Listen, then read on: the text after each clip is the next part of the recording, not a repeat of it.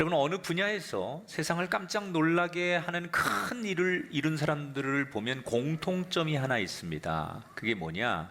아주 어려운 순간에 흔들리지 않고 냉철하다는 거예요. 사람이 중요한 순간, 다급한 순간, 아주 긴박한 순간엔 어쩔 수 없이 심장이 떨리고 흥분되게 돼 있거든요. 그래서 뭔가를 집중하기가 어려워요. 아주 중요한 계약을 앞두거나 시험을 봐야 되거나 중요한 사람을 미팅하면 사람은 평정심을 잃게 돼요. 그런데 그것들을 지켜내는 사람, 감정에 휘둘리거나 환경에 휘둘리지 않고 자기 자신을 평상시처럼 지켜내는 사람이 결국 그 종이 한 장 차이 같지만 그 사람이 결국 그 분야에서 최고가 되더라.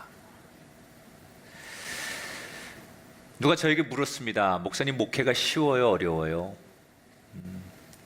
믿음 생활은 쉬워요. 근데 목회는 어려워요. 믿음 생활은 하나님과의 관계니까 하나님하고만 잘하면 돼요. 근데 목회는 성도들과의 관계니까 어려워요. 목사만 아니면 그냥 그 교인 놓고 싶은 교인도 많아요. 여기도 4명 있어요. 상식적이지도 않고 신앙적이지도 않고 뭐 그런 사람들이 있지요. 그래서 너무 속색이고 너무 어깃장을 놓기도 하고 너무 교회 안에서 많은 사람들을 상처를 주고 하니까 정말 목회만 아니면 이 사람하고 뭐 이렇게 관계 안 해도 좋겠다라고 하는 그런 분이 있지요. 그런데 포기할 수 없는 건 그 영혼을 살려야 되기 때문에 목사가 같이 흥분하고 같이 그럴 수 없으니까 아무리 속을 새기고 교회에서 문제를 일으켜도 그 평정심으로 그 교인을 대하는 게 말처럼 쉽지 않아요. 여러분도 그렇죠?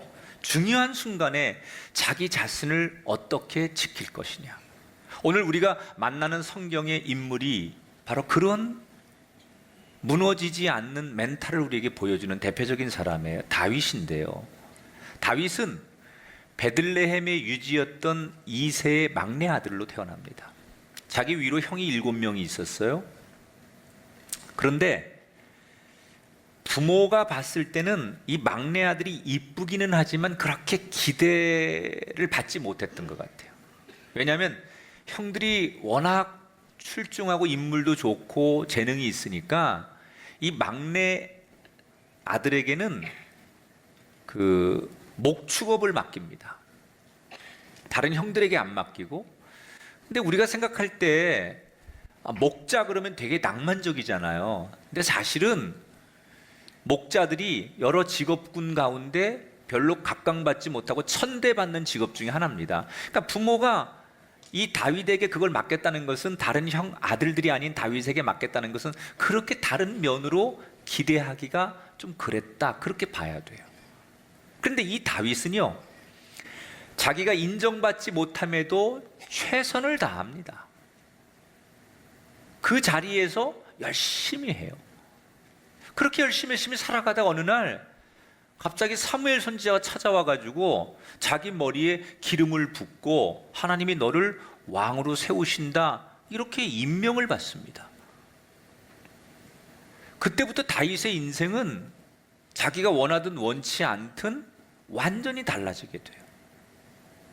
여러분, 내가 왕이 되려고 올라가는 인생하고 하나님이 찾아오셔서 내 인생에 기름을 부어 나를 왕되게 하시는 인생하고 두 가지의 코스가 있어요.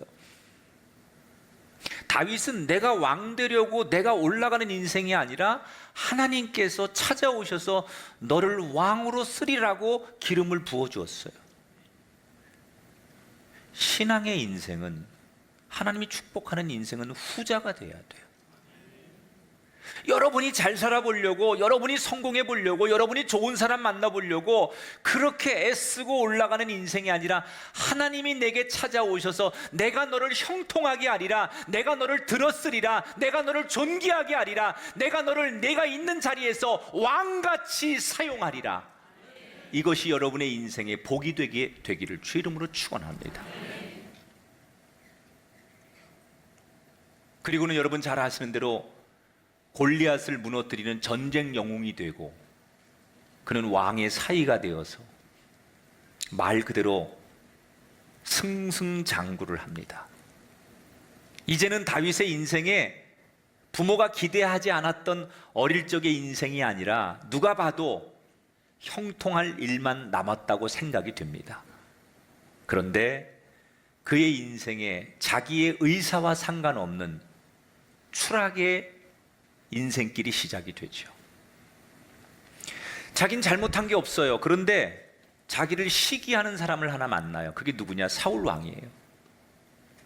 처음에는 이 다윗이 민족을 구한 전쟁의 영웅이라 가까이 두었는데 점점점 백성들이 자신보다 이 다윗을 더 좋아하고 그의 명성을 사람들이 인정하기 시작하면서 사울 왕이 아주 짜릿한 질투감을 느끼기 시작해.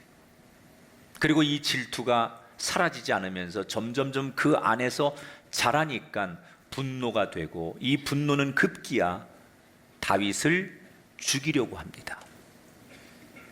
그때부터 다윗은 사울의 분노와 사울의 살인의 위협을 피해서 몇 번의 죽음의 고비를 넘기며 도망자가 되다가 살기 위해 그가 선택한 마지막 방법이 뭐냐? 블레셋으로 망명을 가는 거예요. 그리고 블레셋에 가서 완전히 인간 이하로 그들에게 허리를 굽히고 굽신거리며 살기 위해 비참한 인생을 살게 돼요. 이렇게 살기 위해 도피 생활을 오랫동안 하는 동안에 10수년 만에 이스라엘 땅에 변화가 하나 생깁니다. 사울 왕과 두 아들이 전쟁에 나가서 모두 전사를 해요. 그래서 이스라엘이 혼란에 빠지게 돼요. 이때 다윗이 혼란에 빠진 왕이 없는 이스라엘 땅으로 다시 돌아옵니다. 그리고 처음부터 이스라엘의 왕이 된 게 아니에요. 처음에는 유다 지역의 리더가 되고 유다 지역의 왕이 된 다음에 정확히 5년 반이 지난 다음에 통일 왕국의 왕이 되는 거예요. 남쪽과 북쪽을 완전히 통일하는데 5년 반이 걸려요. 남과 북을 영토는 통일했지만 백성들의 마음이 남과 북이 갈라져 있다가 하나가 된다는 게 쉽지 않으니까 하나된 이스라엘을 만들기 위해 여러 일들을 하는데 그 중에 제일 주안점을 뒀던 게 뭐냐? 예루살렘을 수도로 지정하는 거예요. 그런데 이 예루살렘은 남과 북에도 속해 있지 않기 때문에 원래 살고 있는 사람들이 이 땅을 내주지 않으니까 다윗은 이 땅을 할 수 없이 정복을 해야 돼요. 예루살렘은요, 다윗의 고향이 베들레헴인데 이 베들레헴에서 북동쪽으로 한 8km를 더 가면 790m 정도의 높은 구릉 도시예요. 그러니까 천의 요새입니다.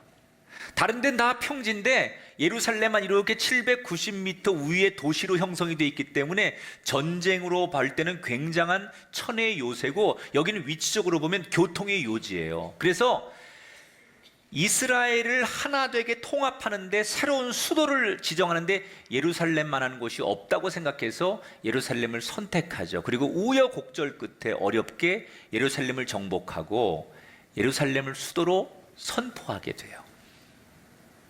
그리고 비로소 이스라엘 백성들이 다윗을 왕으로 인정하고 그리고 환호하기 시작해요. 이렇게 모든 과정들을 이기고 이제 통일 왕국의 진정한 왕이 되어가는 바로 그때에 이 다윗의 걸어가는 길을 분노하는 사람들이 있었어요. 그게 누구냐? 바로 자기가 망명으로 선택했던 블레셋 사람들이에요. 처음에 다윗이 블레셋에 망명 왔을 때 일부는 다윗을 죽여야 된다 이렇게 얘기했지만 왕과 신하들이 다윗을 살려보내므로 저 이스라엘의 꼭두가시 왕으로 만들자. 우리한테 와서 굽신거리니까 평생 그렇게 살 줄 알았어요. 그런데 어느 날 돌아가서 이스라엘을 통일하고 그리고 새로운 수도를 건설하고 거칠 것 없는 행보로 이스라엘의 힘을 키우면서 블레셋 사람들이 위협감을 느끼는 거예요.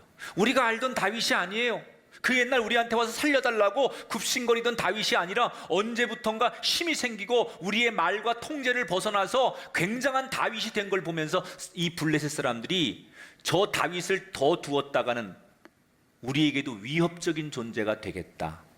그래서 다윗을 제거하기 위해서 블레셋이 전군을 동원해서 이스라엘과 전쟁을 하게 되는 거예요. 블레셋 군인들이 르바임 골짜기까지 쳐들어옵니다. 그리고 이스라엘과 대치하죠. 여러분, 이 전쟁은 상식적으로 보면 이스라엘은 도무지 이 전쟁의 상대가 되지 않아요. 왜냐하면 전력적으로 보면 블레셋의 군사력과 이스라엘의 군사력은 비교가 되지 않습니다. 이걸 다윗이 잘 알고 있어요. 비록 그가 골리앗을 이긴 전쟁의 영웅이긴 하지만 그 개인적인 전투하고 국가 대 국가가 싸우는 이 전군이 싸우는 이 전쟁은 이게 완전히 다른 상황이거든요. 그래서 이 전력 면에서 블레셋을 이길 수 없다는 걸 다윗은 너무 잘 알고 있어요. 더군다나 군인들을 인솔해서 전쟁터에 나갔는데 군인들이 싸울 의사가 없어요. 두려워 떨고 있어요. 왜냐? 5, 6년 전에 이미 블레셋과의 전쟁에서 이스라엘이 대패를 해가지고 그때 굉장히 많은 억압과 착취를 당한 적이 있었어요. 그래서 이 이스라엘 군인들이 그 트라우마가 있는 거예요.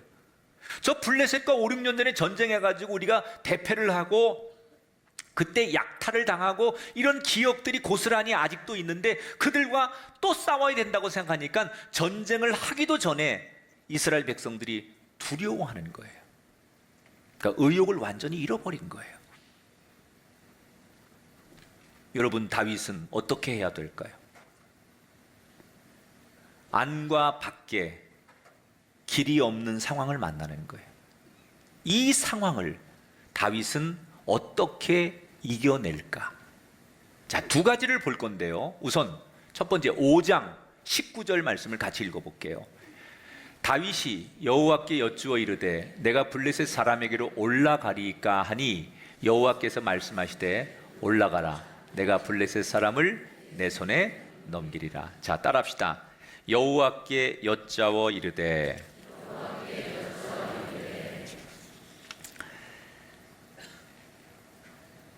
하나님한테 물어봤다는 거예요. 이건 우리식으로 표현하면 기도했다는 거죠. 길이 없어요. 지금 어떻게 해야 될지 깜깜한 거예요. 그때 하나님 앞에 물어봤다는 거예요. 자, 여러분, 여기에서 아주 중요한 다윗의 신앙의 철학이 나오는 거예요. 왜 다윗인가가 이 대목이에요. 다윗은 자기가 이스라엘 왕으로 생각하지 않았어요. 자기는 사람들은 자기를 이스라엘의 통일 왕국의 왕으로 자기를 부르고 그렇게 자기를 바라보지만 정작 자신은 내가 이스라엘 왕이라고 생각하지 않았어요. 나는 하나님의 종에 불과하다. 사람들이 나를 왕이라고 부르지만 정작 나 자신은 내가 이 나라를 통치하는 왕이 아니라 나는 하나님의 종에 불과합니다 라는 생각을 가졌다는 거예요. 이게 다윗의 위대함을 만든 거예요. 자, 보세요. 종은 자기가 결정하는 게 아니에요. 종은 아주 중요한 결정을 하거나 선택의 갈림길에 있을 때는 자기 주인에게 물어보면 되는 거예요. 그래서 하나님 앞에 묻는 거예요. 내가 왕이라고 생각했다면 내가 선택하고 내가 결정하고 내가 작전을 세우고 내가 모든 걸 진두지휘합니다. 그런데 나는 왕이 아니에요. 나는 하나님의 종이에요. 그러니까 진짜 왕이신 하나님 앞에 물어보는 거예요. 하나님 어떡하지요? 지금 이 상황에서 어떻게 전투하고 어떻게 전쟁하고 백성들을 어떻게 설득해야 될까요? 라고 하나님 앞에 묻는 거예요. 왜? 나는 종이라고 생각하기 때문에. 여러분, 우리의 삶에 하나님이 언제 개입하실까요? 우리가 기도하는 순간 개입하시는 게 아니에요. 우리가 기도하고 하나님이 우리에게 응답하실 때 그 응답을 듣고 말씀대로 우리의 삶의 걸음이 결정되어 따라가고 순종할 때 하나님은 그때부터 내 삶에 개입하기 시작하는 거예요. 타이밍이 언제냐? 기도할 때가 아니에요. 내 기도에 응답하시는 대로 내가 순종할 때 하나님이 개입하기 시작하는 거예요. 말씀대로 따라갔더니 5장 20절에 다윗이 바알 브라심에 이르러 거기서 그들을 쳤다. 하나님 뭐라고 말씀하셨다고요? 정면 돌파해라. 근데 사실 이 정면 돌파라는 게요, 다윗이 생각하면 인간적으로 이 전쟁의 그 여러 가지 전법상으로는 맞지 않는 얘기거든요. 강한 사람이 먼저 정면 돌파하는 건 있을 수 있어요. 비슷하면 할만해요. 그런데 절대적인 열세 약한 사람이 먼저 가서 땅 부딪히는 건 바보거든요. 그런데 하나님께서 세상적인 상식으로 보면 바보 같은 전법을 주신 거예요. 정면 승부, 앞으로 돌격, 이렇게 말씀하신 거예요. 이때 만약에 다윗이 에이 하나님 그건 아닌 것 같아요, 제 생각엔 그건 말도 안 되는 것 같아요, 그거는 우리 다 죽는 길이에요, 이렇게 만약에 다윗이 이런 생각이 들어가서 그렇게 반응했다면 이 전쟁은 거기서 끝났을 거예요. 그런데 놀라운 것은 다윗이 자기 생각하고 다를 텐데 군소리 없이 이 하나님의 명령에 순종한다는 거예요. 마치 로봇에 우리가 컴퓨터 프로그램을 다 입력해 놓으면 그 프로그램에 의해서 로봇이 조종되듯이 말씀이 딱 떨어지니까 그 말씀대로 다윗이 움직이기 시작했어요. 그랬더니 어떻게 됩니까? 그 말도 안 되는 전력 차이를 뒤집고 하나님이 이기게 하셨어요. 에이 어쩌다 한 번은 그런 뭐 우연치 않게 그런 일이 생길 수도 있지라고 생각하는 여러분 때문에 다시 한번 똑같은 전쟁이 일어납니다. 블레셋이 말도 안 되게 자기들이 질 전쟁이 아닌데 졌단 말이에요. 그래서 일단 후퇴를 합니다. 그리고 왕이 다시 전력을 재정비해 가지고 다시 쳐들어가요. 그때 다윗이 또 하나님 앞에 첫 번째 전쟁처럼 묻는 거예요. 하나님 지난번처럼 정면 돌파할까요? 그러니까 하나님이 아니, 이번에는 뽕나무 숲에 가서 매복해 있다가 사인이 들리거든, 그때 기습 공격을 해라. 그래서 두 번째 전쟁은 첫 번째 전쟁과 완전히 다른 말씀을 주셔서 그 말씀 그대로 해서 두 번째 전쟁도 이기게 돼요. 따라합시다. 여호와가 명령한 대로 행하여. 5장 25절에 보면 다윗이 그 말씀대로 해요. 여호와가 명령한 대로 행했다. 왜 하나님께서 자기들에게 매복하라고 하는지, 뽕나무 수풀에 숨어 있으라고 하는지 그거를 이해할 수가 없습니다. 하지만 여호와의 명령대로 행했다는 거예요. 말씀대로 따라갔다는 거예요. 그랬더니 하나님께서 그들의 눈물을 씻겨주시고 전쟁의 승자가 되도록 만들어 주셨어요. 사랑하는 여러분, 말씀대로 사는 게 복인 줄 믿습니다. 특히 우리가 인생을 살다 보면 결정적인 순간, 정말 우리가 어떤 걸 선택해도 자신이 없고 확신이 없을 때, 그때 여러분이 선택하는 기준이 말씀이 되면 그건 축복이에요. 그런데 이 말씀을 이렇게 구약시대는 하나님이 직접 주시지만 오늘 현대시대에는 하나님이 우리에게 직접 말씀하시지 않느냐, 이렇게 말씀하시는데 하나님이 지금도 우리에게 말씀하시죠. 어떻게? 성경에 써 있네. 성경을 통해 말씀하시는 거예요. 성경은 다 하나님의 말씀이니까. 그런데 문제는 이런 거예요. 성도들이 이런 얘기를 해요. 자기가 궁금한 내용에 대해서 이렇게 하나님 앞에 물으면 성경을 보면 굉장히 뜬구름 잡는 말씀처럼 보인다는 거예요. 맞아요. 여러분, 성경이 여러분 하나하나에게 상황에 구체적이진 않아요. 그러나 성경은 우리에게 어떤 길을 선택해야 되는지 분명한 기준을 가르쳐줘요. 옳은 길, 생명의 길, 사는 길, 우리에게 길을 가르쳐주는 거지 이 길이 맞고 이 길로 가야 한다는 그 길을 가르쳐 주는 거지, 구체적으로 요건 요렇게 하고 요건 요렇게 하고 그렇게 가르쳐 주는 게 아니라는 거예요. 그런데 그 하나님이 우리에게 그런 길을 가르쳐 줌에도 우리가 그 길을 듣고 보면서도 따라가지 못하는 이유는 뭐냐? 우리의 두려움과 욕심과 내 판단 때문에 주저하고 있을 뿐이죠.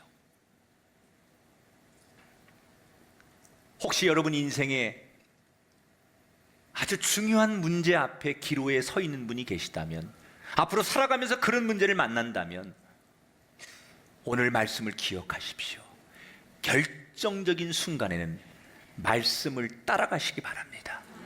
그 길이 다윗처럼 하나님이 개입하시고 여러분과 동행하시고 여러분을 이기게 하는, 여러분의 삶이 무너지지 않는 지름길이고 축복의 길인 것을 기억하시기를 바랍니다. 자, 이렇게 다윗은 블레셋을 물리치고 가나안 땅의 진정한 패권자가 됩니다. 이제는 통일 왕국을 이루었고 그 블레셋도 이겼고, 그래서 사람들에게 진정한 왕으로 칭송받으며 살아가면 돼요. 그런데 그렇게 살면 되는 다윗에게 남모른 고민이 하나 있었어요. 그게 뭐냐? 다윗의 고민은 어떻게 하면 백성들을 잘 살게 해줄까에 대한 고민도 있었지만, 또 하나의 고민은 어떻게 하면 하나님을 잘 섬길까? 다윗은 늘 이 고민을 했어요. 어떻게 하면 이스라엘 백성들을 잘 살게 할까에 대한 고민과 동시에 어떻게 하면 내가 하나님을 잘 섬길까? 늘 그 고민을 하는 거예요. 그래서 정치적으로 안정은 됐지만 하나님을 잘 섬기는 일에 대해서 아직도 미흡하다고 생각한 다윗이 어떻게 하면 하나님을 잘 섬길까?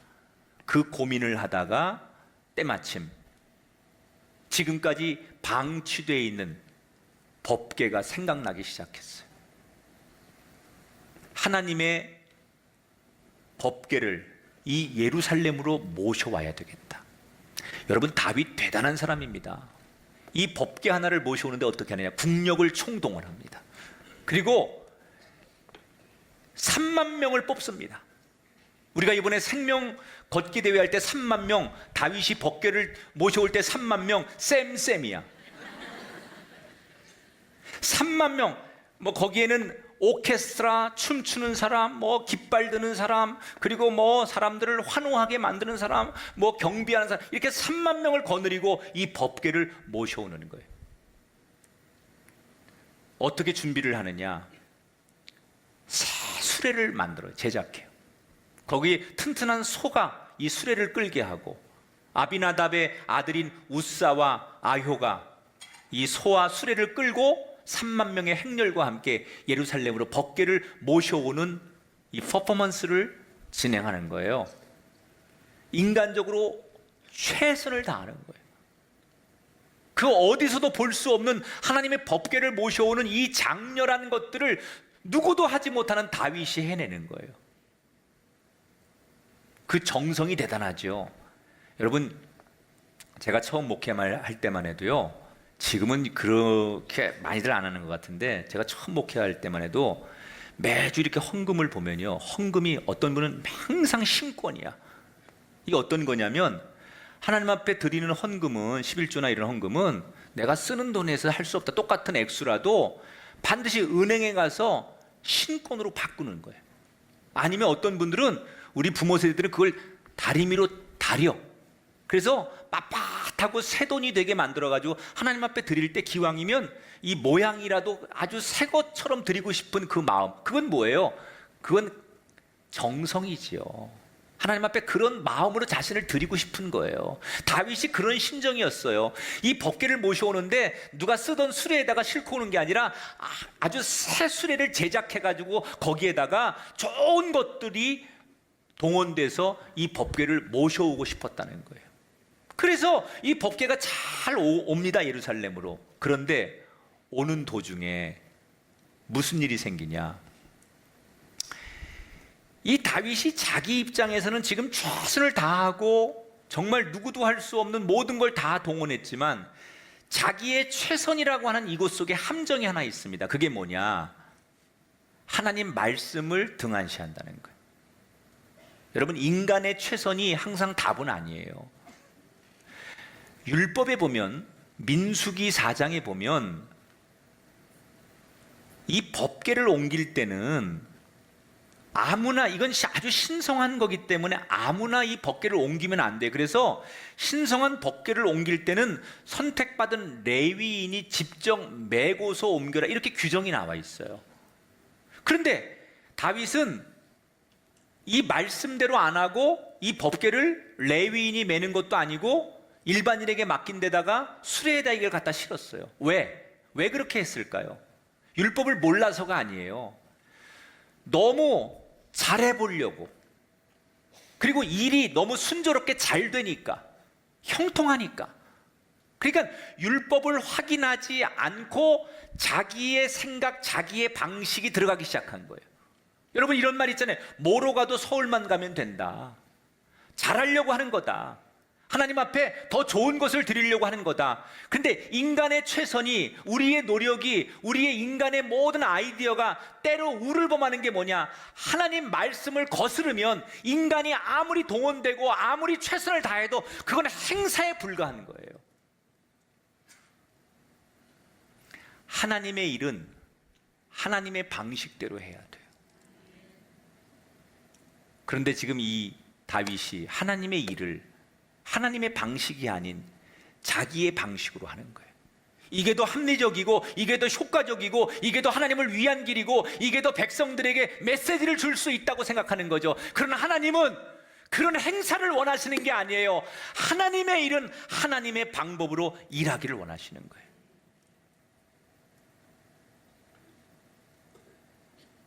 문제가 없을 것 같았던 이 법궤의 행렬에 어떤 해프닝이 생기느냐? 소가 수레를 잘 끌고 갑니다.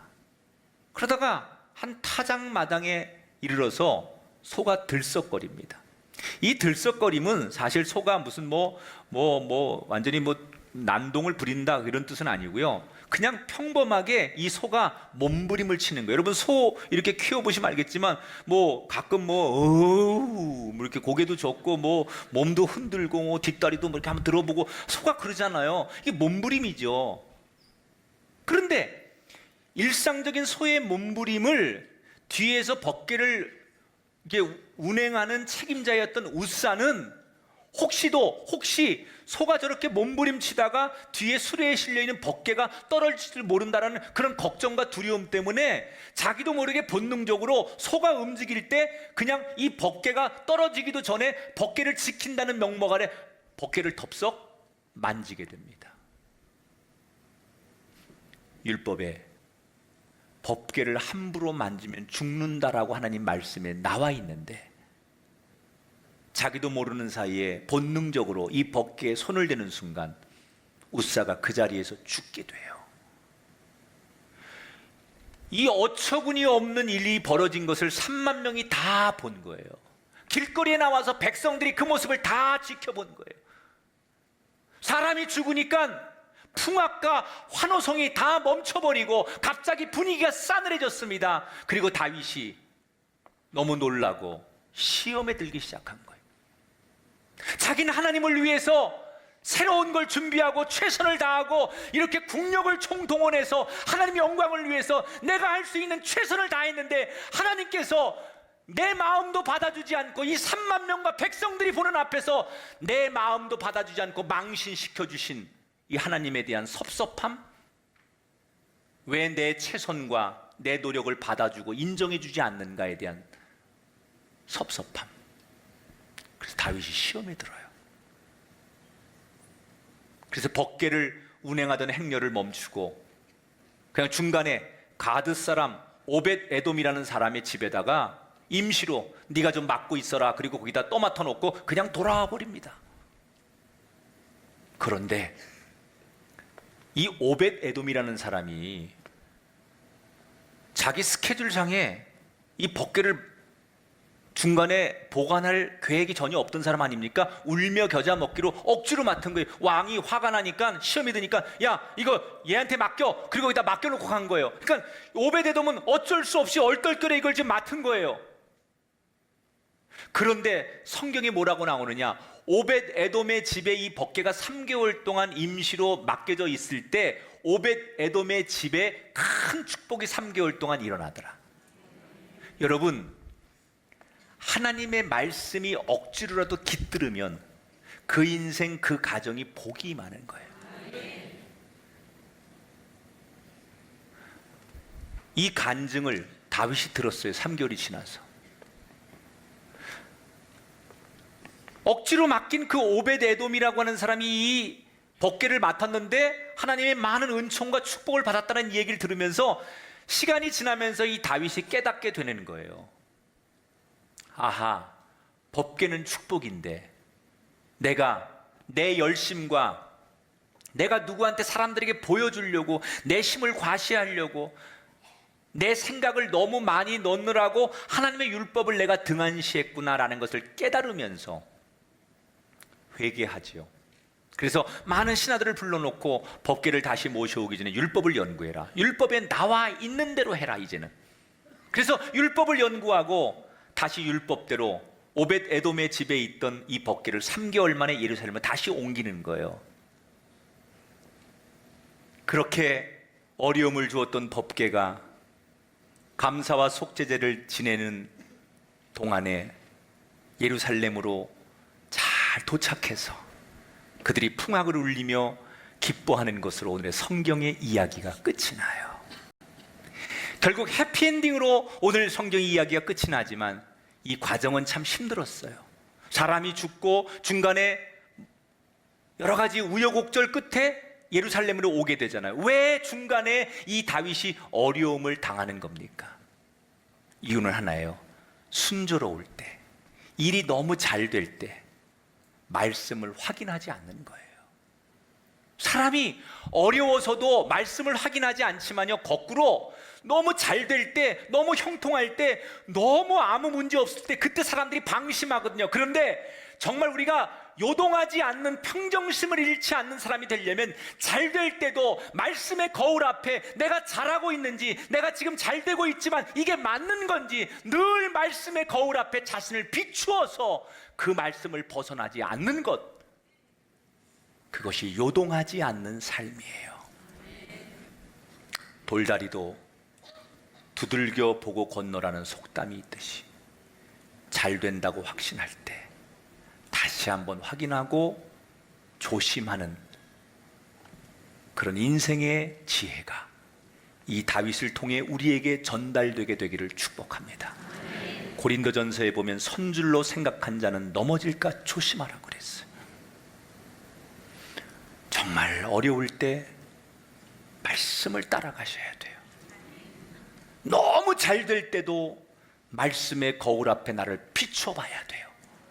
그래서 그 첫신앙, 순수했던 그 믿음이 요동하지 않는 다윗처럼 승리의 길을 걷는, 여러분의 인생의 자리에서, 여러분의 삶의 자리에서 하나님이 왕으로 여러분을 쓰시는 축복의 여정이 여러분의 인생길에 펼쳐지게 되기를 주의 이름으로 축원합니다.